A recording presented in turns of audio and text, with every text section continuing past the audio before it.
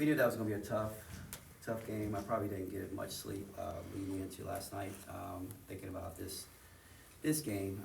Kelly does a tremendous job with her group, and she's back in the SEC. She has a really good staff as well, who's very familiar with the SEC. Todd Schaefer, who was at Arkansas for 8 years. She's had, a lot of, plus some of the people came back from Tennessee.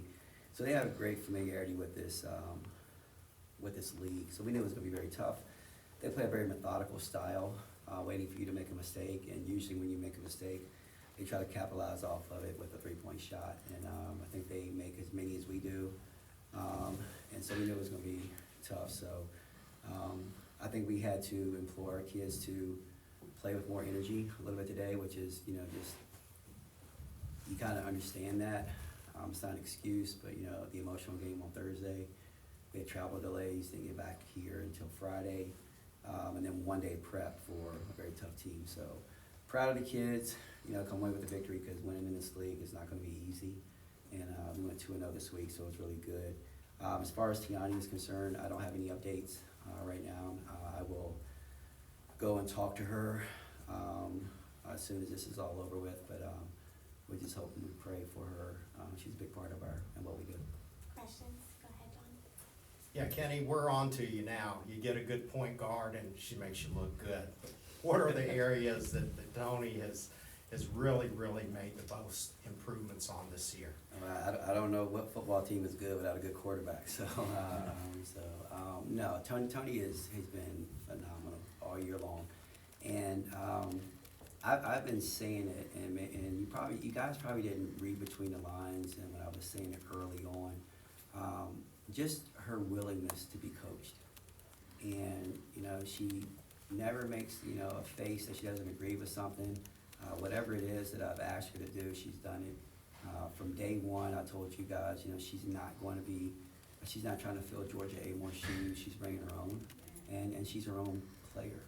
And throughout these last few months, she and I have just been getting to know each other. And we do the same things that Georgia and I did, where we watch film together. We watch film a lot, and she's consistently just welcoming any kind of feedback I can give her, and whatever it is, she takes it. And together, I think that we're pretty good together. And she put her in a situation where she's controlling a lot. She's a very hard guard, and she's a great passer. I've been on her butt a little bit lately about leadership qualities, and she's an introvert by nature, and I see that part, going away, where she's stepping up and talking to her teammates. But she had a terrific week, and I think she's going to continue to get better. Go ahead. Coach, when I asked Kelly about being physical, she said, "Well, we just got off playing Texas. Welcome to the SEC. It's always a physical game." But how do you think your team has responded early on to LSU and now Missouri, two very physical teams? Yeah, we've done well with the physicality. Obviously, Thursday we were extremely physical. Today, I thought we were a little bit sluggish. A little bit sluggish. We could have been a little bit more energetic, and the things that we were doing could have imposed our will a little bit. But we understand the nature and what has to happen in order for you to win a basketball game in this league. It's kind of funny when I came to this league, the whispers were, this style doesn't work, with the finesse. We do some finesse stuff, but we're tough too. Our kids are tough. And so, you put Tony out there, and Tony's big as any, or bigger than any point guard she's going to play against. So she gets inside, and she imposes her will in that way. Clara's put on some weight. Tiani's put on some weight. They're stronger. You add Jordan Obi to the mix, so we can handle the physicality. But I think the best thing that we've done this year to prepare ourselves, we embrace the physicality. We want to be a part of the physicality. We're not running from it. We're not scared of it. We're not surprised by it. We're embracing the physicality and making it a part of our game. Right. And then we'll go to Blake. Tiani, it's easy to say, turn the page after a game like Thursday. Or Tony, sorry, not Tiani. I do the same thing, man. Tony. And then I just say T, and then both of them love. Tony, after a game like Thursday, it's easy to say turn the page, but that's a top 5 road win. You get the game winner, and maybe a little bit of a sluggish start, but you still had 18 and 14, I think you finished with. How was this team able to do it? How were you able to kind of back up the performance you had in the SEC opener? Yeah, going in, we didn't want to be one-hit wonders. We know that we have a goal in mind, and we have to keep going. Every game is going to be tough in the SEC. So, yeah, we got the job done. We celebrated Thursday, but now, after that, it's on to the next mission. And after this W, it's on to the next mission again. Larry and then John. Tony, you said not much bothers you, and you don't change expressions a lot. But when you went over and looked and saw Tiani down on the floor like that, you didn't stay over there very long. You got out of there and away from there.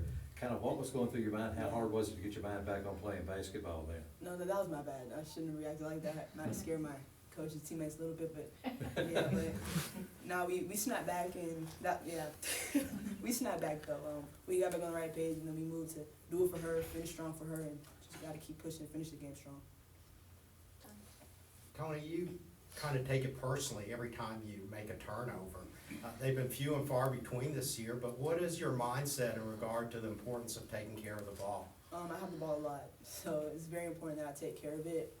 So when I do make turnovers, I have to learn to just move on. I mean, it happens, especially when you have the ball most of the game. So I just try and take care of it all 40 minutes. Hey, Gabriel. Coach, there was a period in the third quarter where you all went a little cold, a little stagnant, especially moving beyond the arc. And I know how important that is to your system, but what's the fine line, or is there one between looking for the three and settling for the three?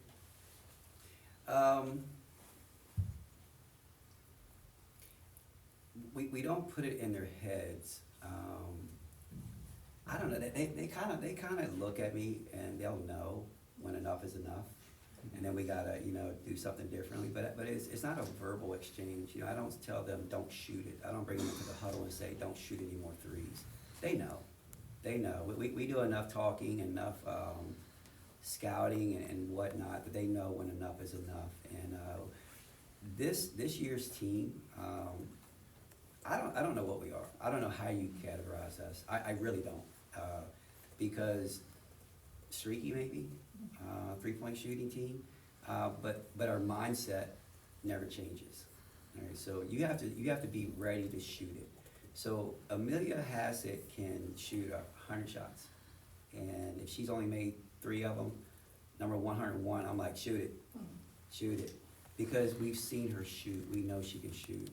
Ironically, if the game was played yesterday, Amelia would have had about 50 points because she made every 3 that she shot. So you know what they can do. Clara Strack, I told you guys, she was 1 in and out shot from being, 4 out of 9, and she has that capability. And that's going to bode well for us as we head down the stretch. And it not only is, I don't necessarily depend on the percentages because I know what my system is, all right? And a 3-point shot is big in our system. So you look at Clara. Clara hits a couple today. Well, their whole defensive scheme has to change. They have to come out and guard her now, all right? And so now they can open up for her to drive in the lane. And so,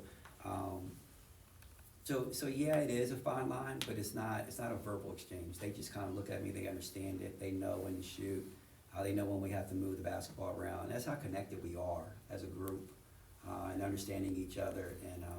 And so, and I know I'm talking and going around Robin Hood's barn, but it's really not a certain thing. It's just being around each other for so long that we understand what we need to do next. Coach, if Tiani ends up being out any kind of significant period, I know it's just quick, but what kind of things go through your mind? Okay, here's what we'll probably have to do. How do you handle that? Because you've got a pretty short rotation anyway. Yeah, I mean, you'll have to expand it, and the next person's up. And the one thing that I hate the most being in athletics is watching a kid get hurt. Mm-hmm. And that's the one thing that I guard against. It's the one thing that makes my stomach hurt. It's the one thing that, in a situation like that, I had it happen at Virginia Tech, and I had to still coach a game. That was one of the hardest things I had to do. I had it happen here today, and it's the hardest thing I have to do is not to think about, in this situation, Tiani, because I know how hard she works. I know what this means to her. The only thing that really snaps you back in is that, you have this group that you have to continue to coach, and how am I going to expect them to step it up if I don't step it up? I wasn't very good today, the whole day. You know, I could have been much better. She was way better than I was. She was way better than I was. And I'm not talking about the 18 and 14. I'm talking about the basketball stuff. She came over to me one time and she asked something, and I don't know where my mind was, but it was gibberish. And I don't even know what I said, and she looked at me, and I don't think she knew what I said. But then she went out and she ran something, but it was like, that's one of the things that I make sure I let them know. I'm not perfect, all right? And, you know, we're gonna rely on each other. There's sometimes that I'm like, Dag, I should have made a different call.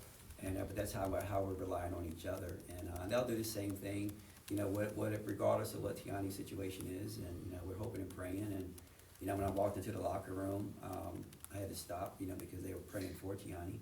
And we just hope and pray that we can get her back and she can be healthy. John. Kenny, one of the buzzwords we hear nowadays is load management. Mhm. And you played, Tony, 38 minutes when a few of us thought maybe the game was well in hand. But you've spoken in the past about being able to rest players during the week and still play them a lot of minutes. Can you just kind of clarify that? Yeah, you know, the beauty is, and it's a wonderful thing, and sometimes I gotta sit back and I just marvel at the fact that there's only one coach for the University of Kentucky women's basketball, and that's me. And I'm the one who knows what we need to do, all right? So sometimes she's out there, and it's not, okay, like 4 or 5 minutes for her to sit, or do we use those 4 or 5 minutes so we can get our chemistry better? So we can work on something different. And she's coming over and I'm talking to her about different things. And I think I'm really good at the load management stuff.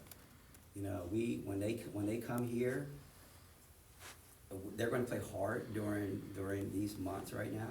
And then in practice, we make sure that we're sharp. You know, I heard a coach that we just played recently say that, you know, they're gonna get after it and they're gonna go rebound and they're gonna go this and this and this and this. Well, okay, that's her prerogative. You know, but my prerogative is to make sure that they're getting massage, or they run a little bit here or there, or they rest when they need to, and then the other players who don't play as much, they may scrimmage that day. All right, so we're very intentional on what we do, and having them be fresh as possible during this league. But playing an extra 4 minutes in a game is not as big as it may seem from the outside, but when you're on the inside, there's things that you know you need to work on, and especially with a group that is still figuring out who they are and trying to get to know each other. We've got time for one or two more. We'll start with Dick. Tony, coach was talked before about how when you get knocked down, he would tell you, get up, forget about it, play the next play.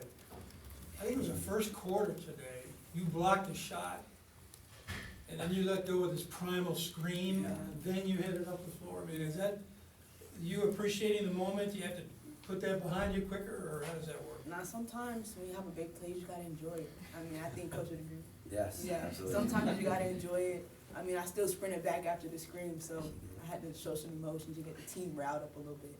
How'd that feel? Amazing. Ironically, I don't know if you guys, our social media was killing it this past weekend. And they had the, after she gets the shot, and they said, choose your character or whichever one. If you haven't seen it, it's pretty cool. And everybody was losing their mind, me included. And then you look at her and she's like stone cold, like stone cold face. But you know, she has done a tremendous job, just changing her demeanor, and from beginning to now. And it's all because she's willing to listen to all the little things. You know, she's got all the big stuff, and we're putting her in a position to be successful. But you know, when she came here, it was like, okay, we're gonna get you ready for the next level. And to get you ready for the next level, you gotta have the intangibles. You gotta do the things. People have got to wanna follow you. They're not gonna wanna follow you if your face looks like you're just mad at the world. And, you know, you got to be able to, you know, galvanize your team and the energy, and they're gonna follow you. And she's done a tremendous job of that. And it's hard to rattle her. I mean, there was one player that tried to get into her the other night and try to intimidate her, and she was laughing. You know, she was laughing, and that kind of just set the tone for, okay, we're not going anywhere, we're here. Have you seen how high you jumped? I did. When she hit that shot? Yeah, I did. Pretty good. I was wondering why my hamstrings were sore after that. Yeah, but, you know what, I often want to have a Jay Wright moment where somebody hits a game winner and I just walk over real calmly and shake somebody's hand. But man, in a situation like that, man, I just black out. I black out and I don't know. I try to be cool, calm, and collected most times, but that shot right there, you know, I just blacked out. Next thing I know, I was like in a huddle trying to say, hey, what defense we're going to run. But you know, I think so many different emotions run through your head because I've watched her work so hard on that three-point shot, you know, and it's one of the reasons she came here, so she get better at her three-point shot. And for her to hit a shot like that, and to be right on line with it, you know, I knew it was going in, so blackout moment. Thank you all. Thank you, guys.